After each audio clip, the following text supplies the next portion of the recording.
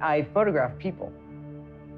It allows me to have a point of view and have a voice, which makes my photograph stronger, I believe.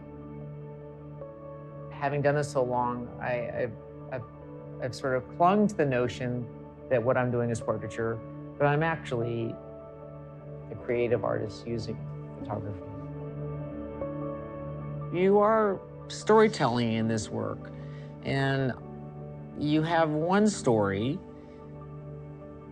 and then something happens that changes the concept, that you had.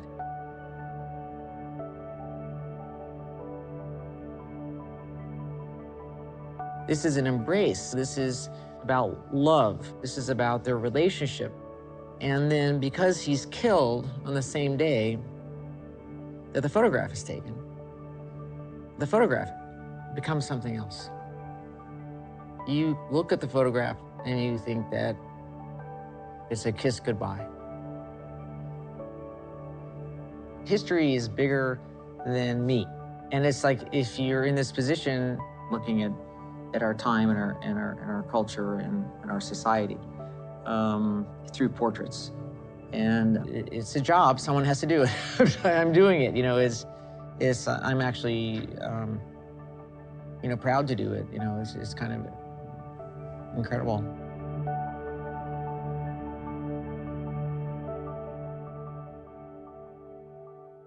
I'm not a technical photographer, and I try to keep things as simple as possible. And I know one hears about big productions, but I fight it so much. I didn't like being labeled anything. And I just thought if I had to pick one, I'll be a portrait photographer. Because I felt like in portraiture, which, what I was doing was photographing people, you have so much leeway, so much latitude. You can be conceptual. You can be abstract. You can tell a story. You can be journalistic if you want. You have so many options available in portraiture, and you're not kind of confined, to one idea.